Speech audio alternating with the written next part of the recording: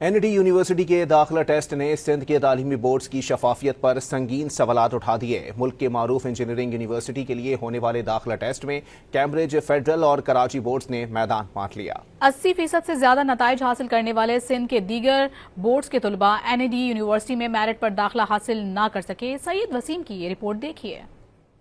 N D university کے داخلہ test کے نتائج جاری۔ سندھ کے تعلیمی بورڈز کے نتائج کی شفافیت پر سوالات اٹھ گئے۔ اندرون سندھ 70 سے 80% تک نتائج دینے والے بورڈز میں طلبہ کی کثیر تعداد داخلہ ٹیسٹ میں فیل ہو گئی اور میدان مارا Cambridge board, Karachi intermediate board سمیت فیڈرل بورڈ نے۔ بورڈز کی کارکردگی اور این ڈی یونیورسٹی کے داخلہ ٹیسٹ کے نتائج پر نظر ڈالیں تو صورتحال واضح ہو جاتی ہے۔ اعلیٰ ثانوی تعلیمی بورڈ کراچی سے گزشتہ سال محض 29% طلبہ نے کامیابی حاصل کی، لیکن این ڈی کے انٹری ٹیسٹ میں 5951 طلبہ میں سے صرف 1300 طلبہ کامیابی حاصل نہ کر سکے، یعنی 4564 امیدواروں نے این ڈی یونیورسٹی میں میرٹ پر جگہ حاصل کی۔ کیمبرج بورڈ کے 79% طلبہ نے شاندار کارکردگی کا مظاہرہ کیا اور این ڈی کے انٹری ٹیسٹ میں کامیابی حاصل کی۔ فیڈرل بورڈ کے بھی 78% طلبہ نے انٹری ٹیسٹ میں کامیابی حاصل کی۔ اب بات کرتے ہیں اندرون سندھ تعلیمی بورڈز کی کارکردگی پر، جن کا نتیجہ تو 70 سے 80% رہا، لیکن ان کے طلبہ کی بھاری اکثریت جامعہ این ڈی کے انٹری ٹیسٹ میں ناکام ہو گئی،